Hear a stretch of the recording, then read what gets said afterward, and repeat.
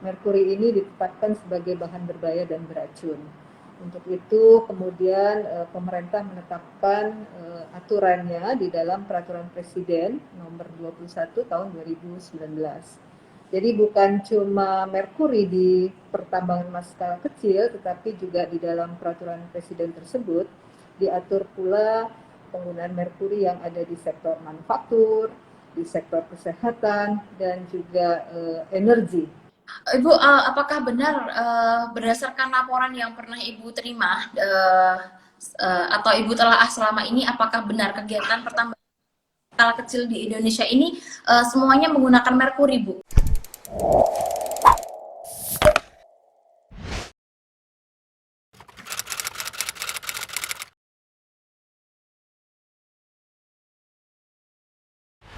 Assalamualaikum warahmatullahi wabarakatuh. Salam adil dan setara. Perkenalkan, saya Novita Kristiani Lenda Rompas, pembawa acara pada seri bercerita, berbagi cerita di balik berita, dan spesial pada kali ini dalam rangka publikasi dan diseminasi praktik baik perempuan dan pengelolaan sumber daya alam berkelanjutan. Teman-teman, program ini merupakan hasil kerja sama antara Pokja, Pengarus Utamaan Gender, Kementerian LHK, dan The Asian Foundation, dan juga beritabaru.co.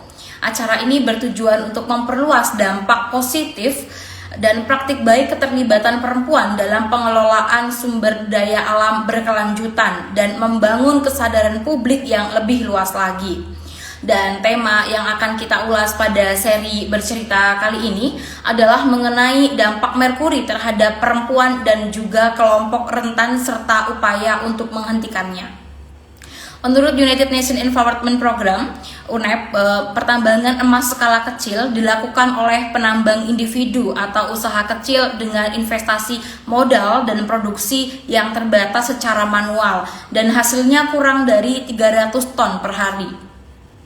Masih menurut UNEP, 24% penggunaan merkuri di dunia per tahun termasuk di Indonesia adalah untuk kegiatan pertambangan emas skala kecil.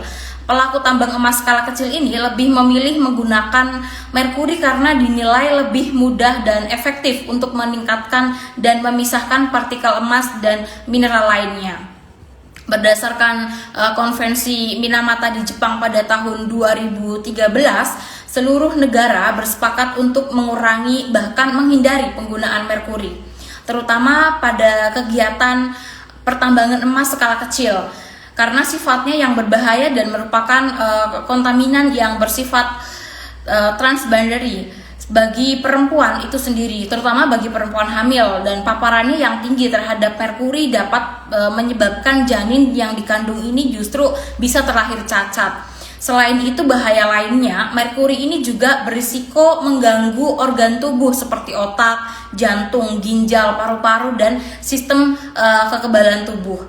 Sebagai salah satu penandatanganan konvensi Minamata pada tahun 2017, Indonesia resmi untuk meratifikasi konvensi Minamata yang dituangkan dalam Undang-Undang Nomor 11 Tahun 2017 tentang Konvensi Minamata mengenai merkuri, sebagai wujud nyata komitmen pemerintah untuk melindungi kesehatan manusia dan juga lingkungan dari bahaya pencemaran merkuri tersebut.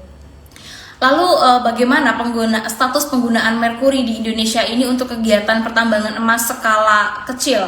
Apakah diperbolehkan atau dilarang, atau bagaimana cara mengajak masyarakat untuk mengurangi atau menghapuskan penggunaan merkuri ini, karena penggunaan merkuri ini sangat berdampak luar biasa sekali pada kesehatan seperti yang dijelaskan di atas tadi.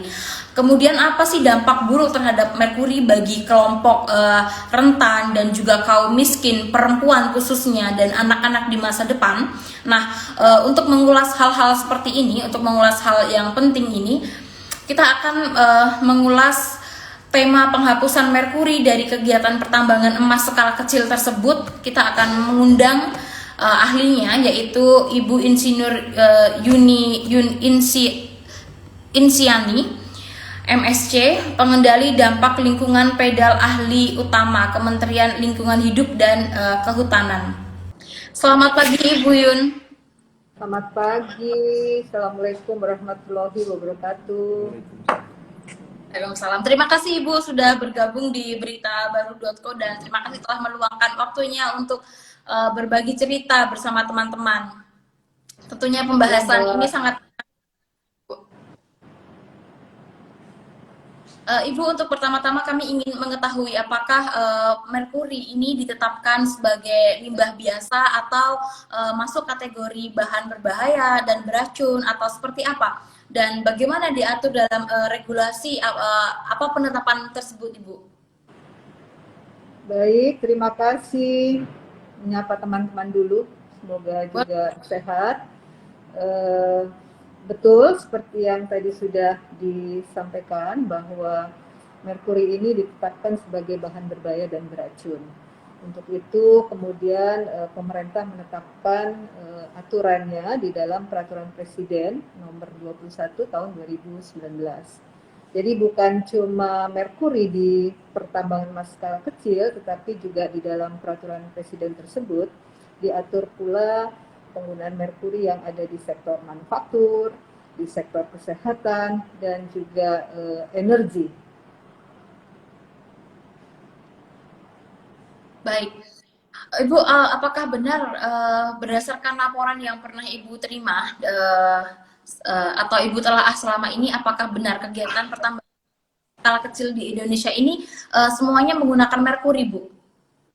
Ya, baik, saya lanjutkan ya. Jadi memang betul bahwa kami KLHK pernah melakukan satu studi dan mengestimasi jumlah merkuri yang berpotensi menjadi limbah itu cukup besar. Jadi kita lakukan estimasi itu di tahun 2019 kurang lebih 360-an ton ya. Nah, ini tentunya juga memiliki satu potensi bahaya, khususnya di wilayah pertambangan emas skala kecil.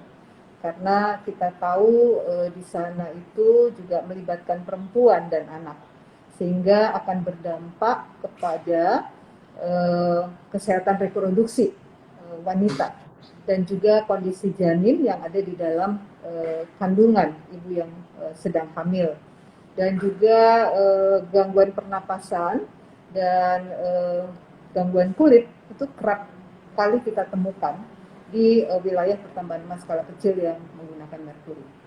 Begitu, Mbak. Baik, pertambangan merkuri ini pertambangan emas di Indonesia skala kecil ini masih menggunakan merkuri banyak sekali ya Bu ya, dan berbahaya Ya, sekali untuk kesehatan ya. untuk anak sebagainya. Kemudian kalau begitu seberapa besar sih Bu limbah B3 yang ditimbulkan oleh kegiatan tersebut, oleh kegiatan penambangan emas di Indonesia yang masih menggunakan merkuri tersebut?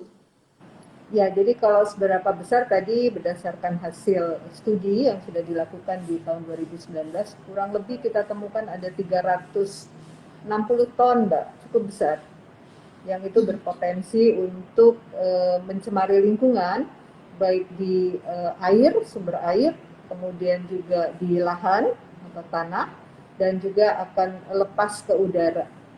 Kira-kira seperti itu. Oke, 360 ton itu angka yang cukup tinggi ya Bu. Cukup tinggi, cukup tinggi. Dan boleh ditekankan lagi Bu, apa bahayanya bagi kesehatan ibu, anak, dan janin? Ya, jadi seperti tadi yang sudah saya sampaikan, dapat menimbulkan gangguan ke sistem syaraf. Jadi perkembangan janin pun juga akan mengalami kecacatan pada saat nantinya akan dilahirkan. Dan ini sudah ada contoh nyata yang terjadi di kota Minamata, Jepang di tahun 1950. Gitu, Mbak. Oke. Jadi justru bahkan bisa menimbulkan sampai dengan kecacatan ya Bu ya. Di tahun 2013, maaf 17 di Minamata sempat terjadi dampak yang seperti itu. Boleh diceritakan Ibu sedikit? Jadi di tahun 1950-an, Mbak. Jadi di Minamata itu ada perusahaan kimia yang menggunakan merkuri ya sebagai bahan campuran, dan kemudian limbahnya itu dibuang ke Teluk Minamata. Dan kita tahu bahwa masyarakat di Kota Minamata ini hidupnya setiap hari mengkonsumsi ikan dari teluk tersebut.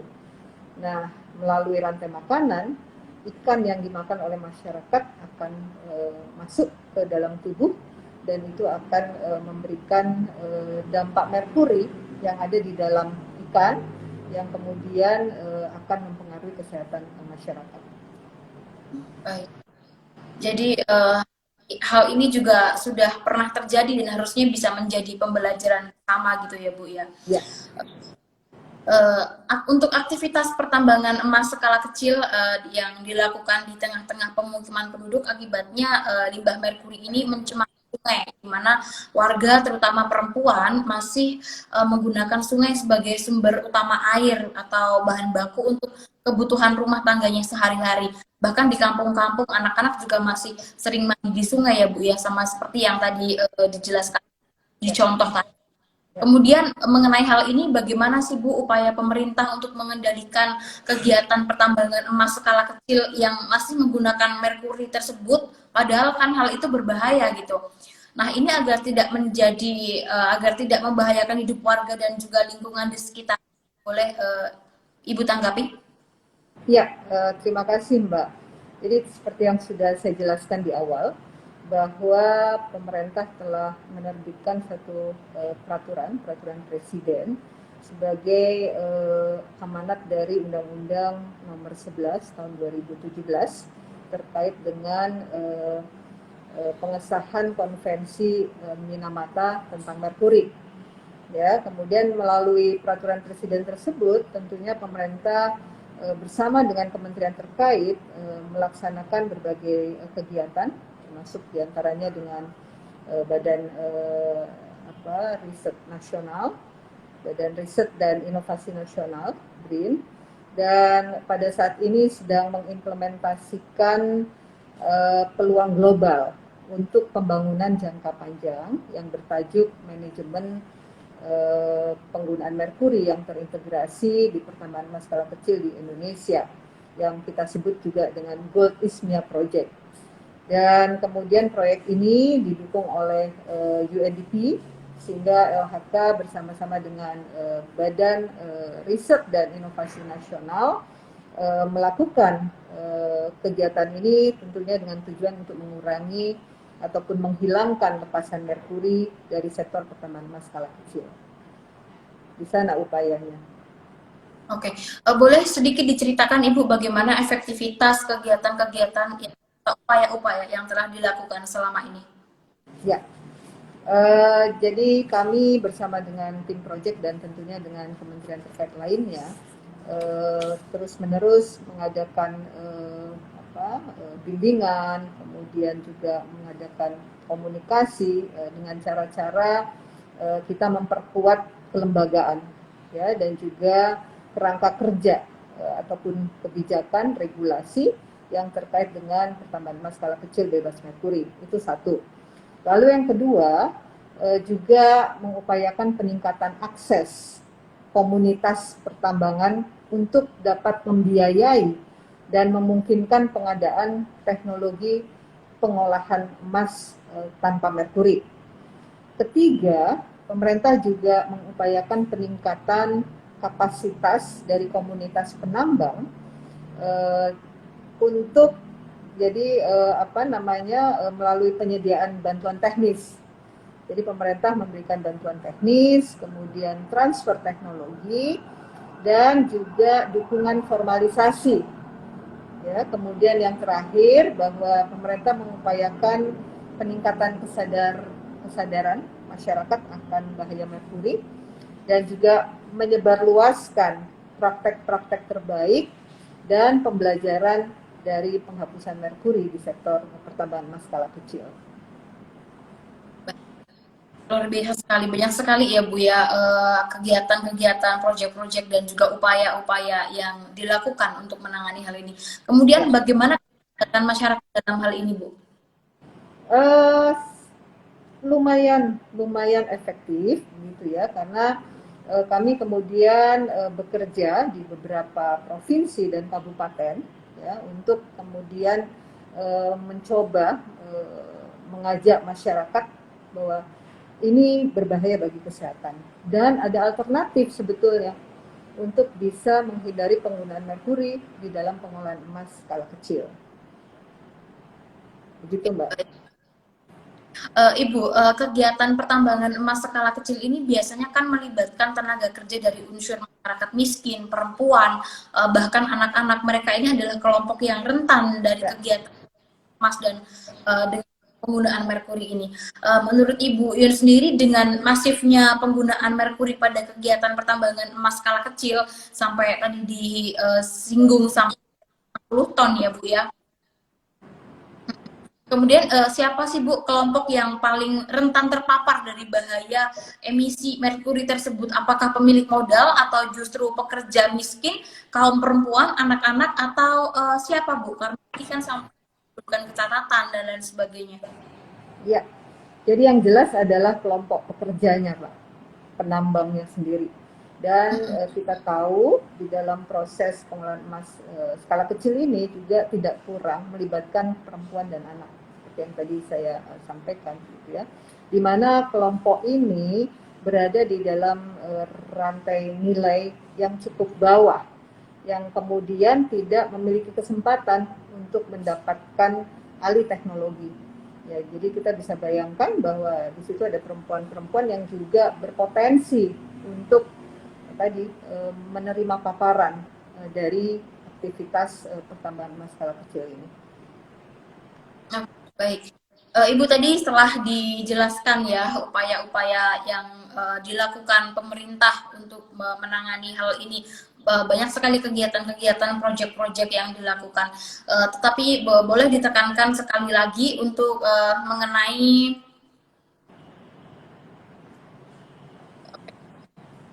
mengenai upaya apa saja yang dilakukan pemerintah khususnya KLHK sendiri untuk memproteksi warga miskin yang jadi buruh pertambangan emas skala kecil tersebut, serta perempuan dan anak-anak yang tinggal di kawasan sekitaran pertambangan emas tersebut. Ya, jadi KLHK memberikan bantuan teknologi, Mbak, teknologi alternatif yang disebut dengan teknik cyanidasi. Dan di dalam pemberian bantuan tersebut juga LHK melakukan pendampingan dan juga peningkatan kapasitas kepada penambang, di mana di sana ada perempuan dan anak juga. Lalu tentu saja dengan menerapkan strategi pengarusamaan gender, ya, yang kemudian ini menjadi intervensi dalam setiap kegiatan yang dilakukan di sana. Baik. Jadi ada memberikan bantuan teknologi serta pendampingan ya Bu ya. Mengingat telah meratifikasinya Konvensi Minamata mengenai merkuri dalam Undang-Undang Nomor 11 Tahun 2017, apakah itu berarti penggunaan merkuri dilarang dan akan dihapuskan di Indonesia, Bu? Ya, jadi melalui Peraturan Presiden Nomor 21, penggunaan merkuri di sektor pertambangan emas skala kecil harus dihapuskan di tahun 2025. Jadi kita tidak boleh lagi menggunakan itu, oleh karenanya pemerintah memperkenalkan ya teknologi alternatif untuk tidak lagi menggunakan merkuri melalui teknik cyanidasi seperti yang sudah saya sampaikan tadi. Jadi harapannya 2025 harus ada undang-undang pers yang mengatur ya Bu ya, penghapusannya penggunaan tersebut. Ya, kita sudah punya peraturan presiden di mana target ya untuk menghilangkan penggunaan merkuri di pertambangan emas skala kecil tahun 2025. Jadi tinggal 3 tahun lagi dari sekarang. Ya. Jadi ditargetkan di tahun 2025 penggunaannya betul-betul dihapuskan ya Bu ya. Tidak boleh ada lagi. Penghapusan merkuri ini hanya untuk pertambangan emas skala kecil atau untuk seluruh kegiatan industri Bu, seperti kesehatan, baterai, kemudian lampu, peralatan listrik dan elektronik, termasuk juga kosmetik ini Bu, karena kalau kosmetik ini kan betul-betul bisa menyebabkan ketergantungan ya Bu ya. Sulit sekali bagi kita para perempuan untuk banyak sekali kosmetik-kosmetik yang menggunakan merkuri dan memberikan dampak yang signifikan untuk penggunanya sehingga kita ketergantungan gitu Bu. Jadi banyak sekali penggunaan merkuri ini. Iya, jadi di samping untuk pertambahan emas skala kecil, tadi saya jelaskan ada 3 sektor lainnya, di mana memang di dalam sektor tersebut produk-produk yang dihasilkan mengandung merkuri. Ya, diantaranya di sektor manufaktur kita tahu ada baterai, ada lampu, ya, lampu fluorescence dan pada saat ini sudah ada pengganti, ya, seperti lampu LED, kemudian baterai yang rechargeable. Nah, sehingga itu memungkinkan untuk dilakukan pengurangan dari penggunaan merkuri di produk tersebut. Dan ini ditetapkan targetnya di tahun 2030, ya, sudah harus mulai berkurang 50%. Kemudian di sektor kesehatan kita tahu ada alat-alat kesehatan yang juga mengandung merkuri seperti termometer, tensimeter, dan kita sudah melarang. Jadi melalui Perpres ini sudah dilarang untuk tidak lagi menggunakan alat-alat kesehatan yang mengandung merkuri di tahun 2020 yang lalu. Ya, jadi sudah dilakukan itu. Lalu kemudian di sektor energi kita tahu bahwa kita masih menggunakan batu bara, ya, di dalam PLTU untuk menghasilkan listrik, ya. Nah, penggunaan batu bara ini harus dikontrol. Jadi pada saat dia dibakar di PLTU, maka emisi yang lepas itu harus dikontrol. Dan ini diminta untuk diturunkan 50% di tahun 2030 nanti. Jadi kira-kira seperti itu, Mbak. Baik, Bu. Apakah upaya penghapusan merkuri ini mungkin, Bu, untuk dilakukan? Mengingat merkuri ini banyak sekali digunakan di berbagai sektor, kemudian juga mengingat banyaknya warga desa yang menggantungkan hidupnya itu dengan bekerja di pertambangan emas skala kecil, yang notabene pertambangan tersebut menggunakan, dan kemudian bagaimana strategi atau pendekatan KLHK itu sendiri untuk menegakkan aturan penghapusan tersebut, Ibu? Ya, jadi kita ya harus optimis ya bahwa ini bisa mencapai tujuannya nanti. Dan tentunya KLHK bersama dengan kementerian terkait lainnya, tadi saya katakan ada BRIN, kemudian ada Kementerian Energi dan Sumber Daya Mineral, di mana Kementerian SDM ini adalah kementerian yang memiliki kewenangan untuk menerbitkan perizinan. Jadi bersama-sama dengan kementerian terkait tersebut, kita melakukan advokasi kepada komunitas penambang, memberikan pendampingan, kemudian juga penguatan kelembagaan, dan juga bantuan teknis, dan tentu saja tadi bahwa penting sekali pemahaman mengenai pengaruh keutamaan gender, ya, sehingga kelak nanti para penambang ini bisa lebih sejahtera dan juga kesehatannya terjaga dan tidak lagi menggunakan merkuri di dalam usahanya. Kita harus optimisme ya, Bu, ya, dalam penghapusan merkuri ini. Setelah pemerintah melakukan upaya penghapusan penggunaan merkuri pada kegiatan pertambangan emas skala kecil, apakah ada alternatif lain, Bu, yang ditawarkan untuk mengganti pemakaian merkuri ini bagi masyarakat pelaku tambang emas skala kecil, Bu? Ya, tadi sudah saya jelaskan bahwa sudah ada teknologi yang bisa menjadi alternatif dari penggunaan merkuri yang kita sebut dengan teknik sianidasi, dan tentunya di dalam memperkenalkan ini harus didampingi dan kapasitas masyarakat juga harus ditingkatkan sehingga mereka dapat memanfaatkan teknik sianidasi ini dengan lebih tepat dan tidak kemudian memberikan masalah baru yang lain. Jadi ada bantuan teknis sanidasi itu ya, Bu, ya, bantuan teknologi. Ya. Boleh diberikan gambarannya, Bu, bagaimana cara kerja atau sanidasi tersebut? Jadi proses teknik sianidasi ini dengan menggunakan proses leaching ya, dari batuan ataupun ore yang akan diolah. Dan kemudian limbahnya ini juga tidak boleh dibuang sembarangan. Jadi harus melalui satu kolam pengolahan limbah, lalu kemudian dengan kurun waktu tertentu setelah dicek kualitas bahan kimia yang ada di dalam kolam tersebut memenuhi standar, baru kemudian boleh dibuang ke lingkungan. Oke. Jadi bantuan teknis sanidasi atau teknologi yang dengan sistem sanitasi ini diharapkan bisa menggantikan penggunaan merkuri tersebut ya Bu ya. Ya. Ibu kalau boleh tahu bisa ditekankan lagi apa saja langkah strategis dan pendekatan-pendekatan yang telah dilakukan pemerintah itu sendiri untuk menekan khususnya pembuangan limbah merkuri dari kegiatan pertambangan emas skala kecil, pembuangan limbah merkurinya. Seberapa efektif upaya-upaya tersebut berhasil dijalankan, Ibu? Iya, jadi melalui Perpres tadi nomor 21 tahun 2019 itu merupakan dasar tindak pemerintah gitu ya bersama dengan kementerian terkait lainnya, dan kemudian kita fokus kepada wilayah-wilayah yang memang memiliki kegiatan pertambangan skala kecil, dan alhamdulillah kita bisa menunjukkan hasilnya dalam 3 tahun pelaksanaan peraturan presiden tersebut, bahwa pemerintah telah mampu mengurangi lebih kurang 12 ton ya merkuri yang digunakan di pertambangan emas skala kecil di wilayah-wilayah tersebut. Kemudian juga pemerintah mampu menurunkan penggunaan merkuri di dalam baterai kurang lebih 370-an kilo. Lalu kemudian juga pemerintah juga telah menarik sebanyak 4.700 unit alat-alat kesehatan yang mengandung merkuri. Kemudian yang terakhir tentunya di sektor energi, pemerintah juga bisa mengendalikan kurang lebih 710-an kilogram emisi yang lepas ke udara, emisi merkuri yang lepas ke udara. Ya.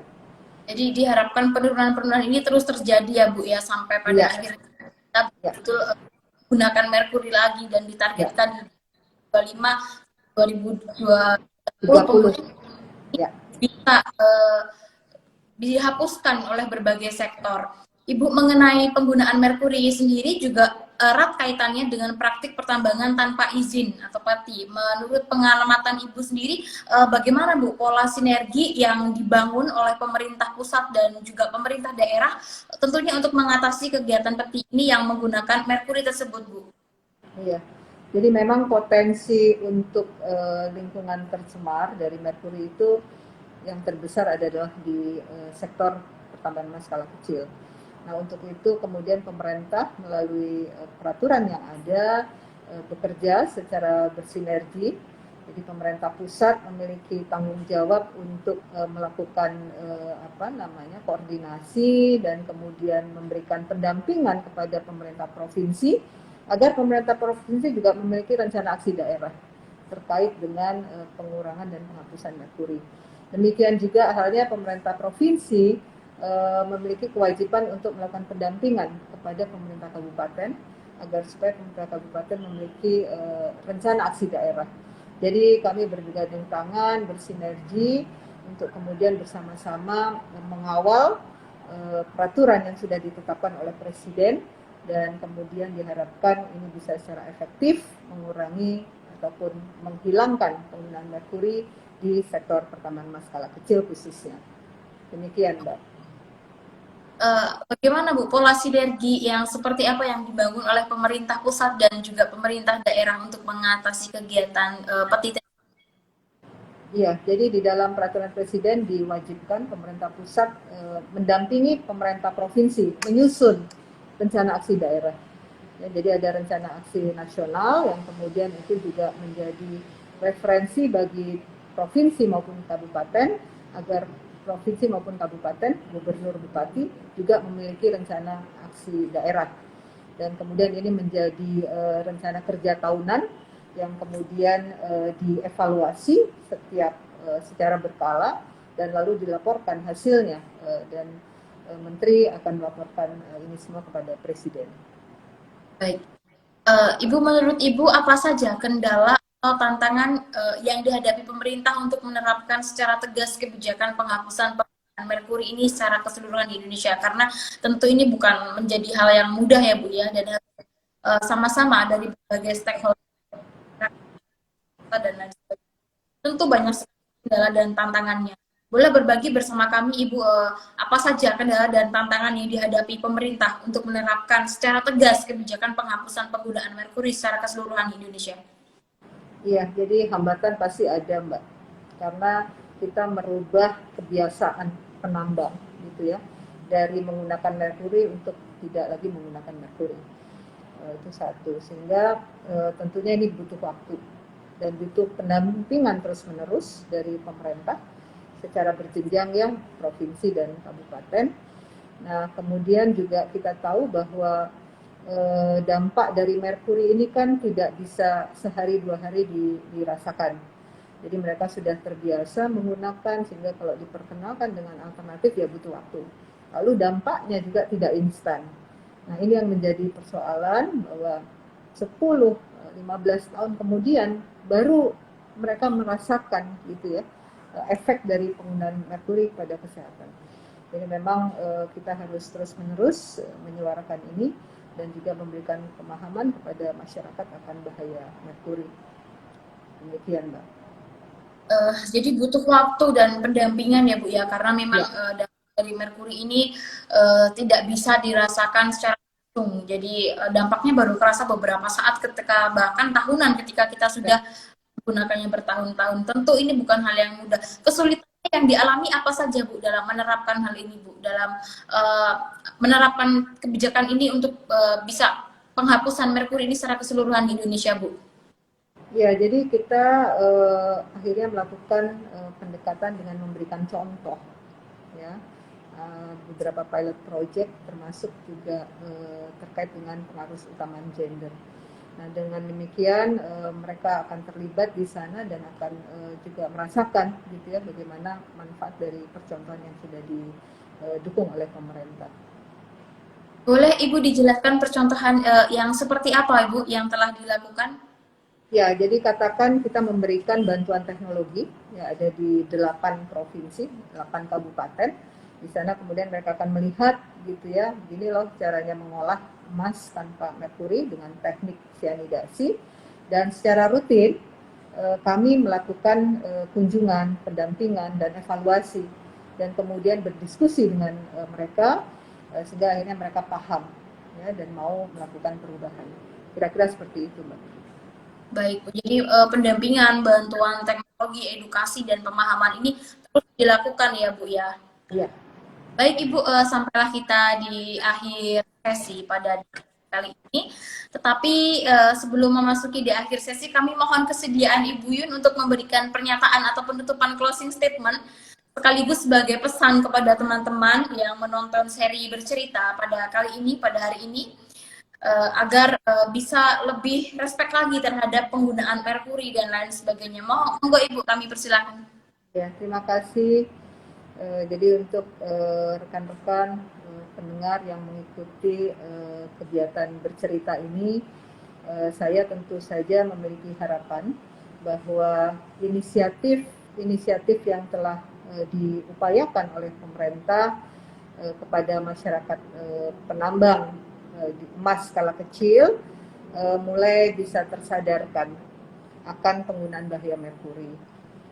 Dan tentunya tata kelola pertambangan emas skala kecil yang tadinya masih informal mulai diperhatikan secara seksama sehingga dapat menjadi sektor mata pencarian yang formal, dan juga akses kepada pasar yang legal yang memudahkan para penambang nantinya untuk tidak lagi mengalami kesulitan dan dapat memperoleh akses kredit permodalan dari lembaga jasa keuangan, dan tidak pula tentu saja memberikan pemahaman pentingnya keadilan dan kesetaraan gender dalam usaha pertambangan emas skala kecil ini.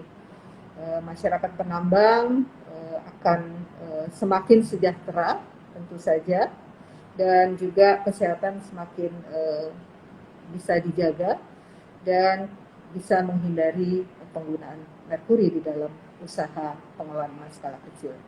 Demikian. Baik Ibu, terima kasih. Tentunya diskusi pada pagi hari ini menjelang siang sangat bermanfaat sekali, karena saya jadi, oh ternyata merkuri itu sangat berbahaya ya Bu ya. Ada di kosmetik juga ini yang sering digunakan sehari-hari Bu. Saya sebagai seorang perempuan tentunya ya Bu ya. Kita pasti, bukan pasti ya, tapi kebanyakan menggunakan kosmetik dan ternyata berbahaya sekali. Ini tentu juga menambah pemahaman saya sendiri mengenai hal itu dan juga teman-teman yang pada saat ini sedang menonton bahwa pertambangan skala kecil di Indonesia menggunakan merkuri, bahkan tadi disinggung masih di angka 360 ton, luar biasa sekali. Semoga penggunaan merkuri di Indonesia ini terus berkurang dan bahkan dihapuskan dan dilarang, dan juga bisa betul-betul dihapuskan penggunaan merkuri di Indonesia. Terima kasih banyak Ibu terima kasih banyak atas kesempatan yang telah diberikan, waktu dan juga diskusinya. Terima kasih sebanyak saya sampaikan kepada Ibu Insinyur Yun Insiani, ahli utama pengendalian dampak lingkungan atau PEDAL, yang telah berkenan berbagi pengetahuan dan juga pengalaman yang luar biasa terkait dengan upaya penghapusan merkuri dalam kegiatan pertambangan emas skala kecil, serta mencegah dampaknya bagi kelompok rentan perempuan. Apresiasi yang tinggi juga saya sampaikan kepada tim Pokja, pengarus utamaan gender, KLHK, dan The Asian Foundation, dan juga tim kerja berita baru.co yang telah mempersiapkan program ini dengan sangat baik, serta para penonton yang telah join bersama kami di live siang hari ini, yang selalu setia menemani kita semua. Baik, saya Novita Kristiani Wilinda Rompas, sampai jumpa lagi di sesi selanjutnya. Terima kasih Ibu Yun dan teman-teman semuanya, mohon pamit undur diri. Wassalamualaikum warahmatullahi wabarakatuh. Salam adil dan setara.